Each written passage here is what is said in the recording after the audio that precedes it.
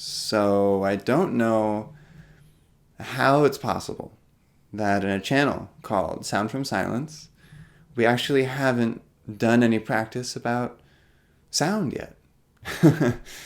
As you might not know, I haven't really explained it explicitly, but the goal of the practices of this channel is to speak, relate, act, and play music from a sense of quiet, of silence, of stillness.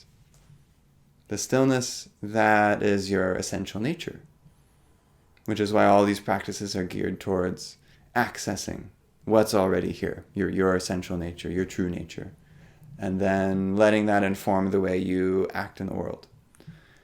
And because we're musicians, because I'm a musician, a big part of that is how to do that in the space of music.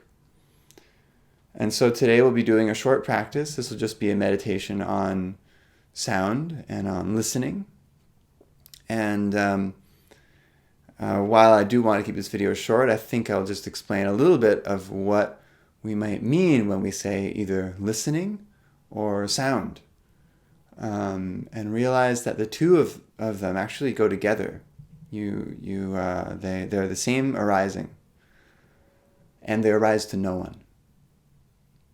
And so to explain that a little deeper, I thought I'd bring up something that Alan Watts, a great British philosopher who talked a lot about Zen Buddhism, Taoism, and Hinduism in the 1960s, 70s, and 80s.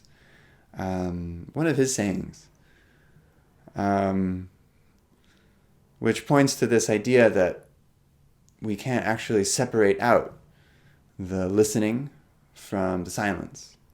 And he would say, when people say it rains, what are they talking about?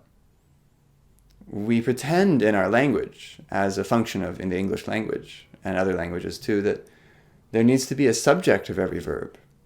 So there needs to be some it that rains. But what is the it that rains? Is there actually an it there, or is it just the rain? If we had a more accurate language, we might just say raining. Right? And similarly, with the experience of sound, we might just have the experience sounding. There's no such thing as listening without an object of listening. We can listen to listening itself, like being aware of awareness itself, which is one of the practices we've done in this channel before.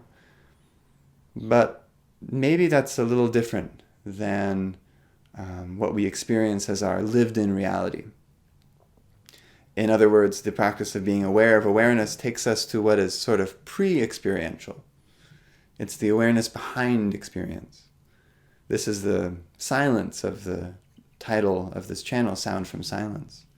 But if we want to approach sound, we have to come to grips with this nitty-gritty, relative reality that we live in. The wall behind me, the flower, and the sounds that are happening. What about those? Any decent spiritual practice can't leave them out. So as we go through this meditation together, I encourage you all to listen as if there were no listener. As if just the act of perceiving the sound and the sound happening was the same occurrence. And so I'm going to start by ringing this bell I have over here. It's off camera, but you'll hear it.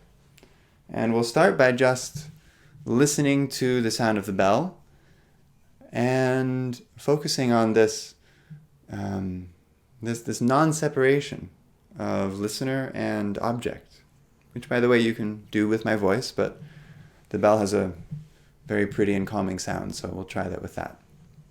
And before we start, please take any comfortable upright posture that you feel would be helpful for your practice. And if you want to allow your eyes to gently close, that's also a good idea. Either gently closed or softly gazing in front of you.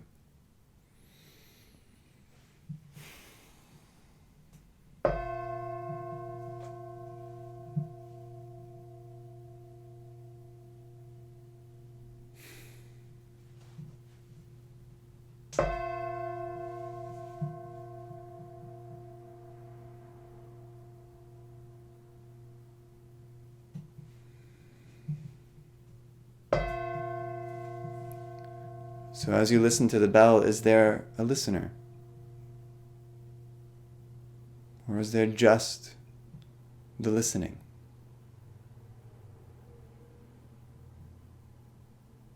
And as the sound of the bell fades away and other sounds arise, notice that your experience of them, at least with eyes closed, is this pure perception of silence that doesn't arise to anyone,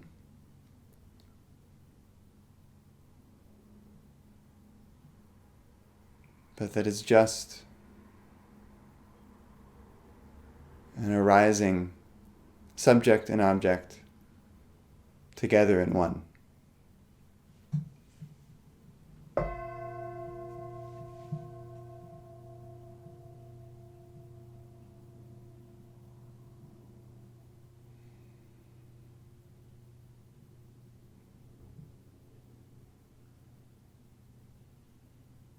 We normally have this perception that sounds are out there somehow, and that we are here. But you have to admit that if the sound and the listening is the same occurrence, that separation doesn't hold up anymore.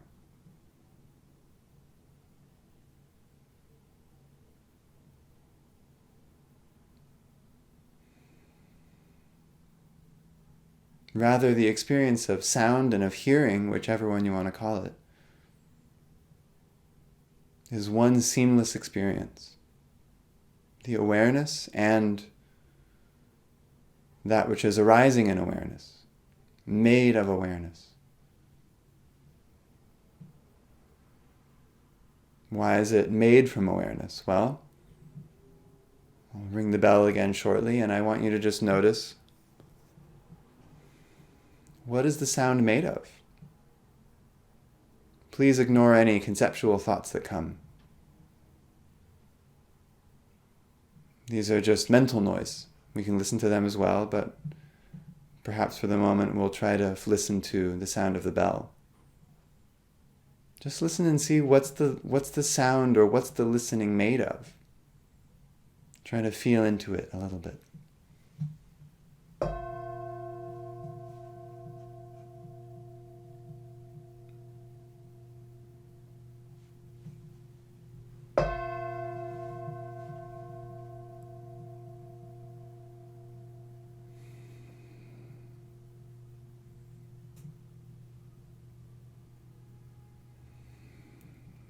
And if you notice a certain familiarity, a certain brotherhood or a sisterhood, deep heartfelt connection with the act of listening and the sound itself, then I invite you to inquire at the root of our misperception, that there are two things: subject listening, object sound. And that is that the sound is somehow other.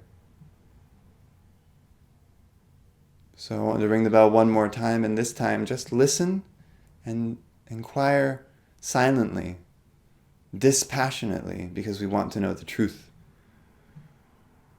Is this other?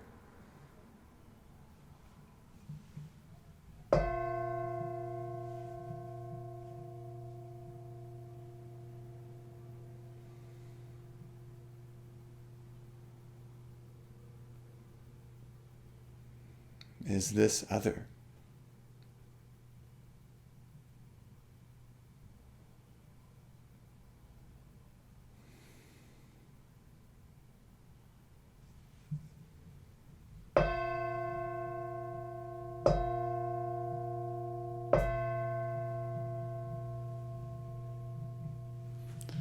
So that's the meditation practice. I hope it's been useful to you, and that well, I have no idea how useful this is going to be in the context of making music. But it certainly has its implications. And if we're brave enough to listen to what those are and follow them, knowing that, like sound, sight is not other. And like sight, feeling is not other than awareness. self is not different from other, because there is no other. What kind of world do you want to live in?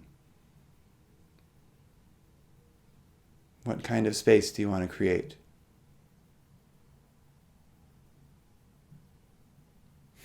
So I'll leave that question to all of you, and thank you deeply for exploring this with me together.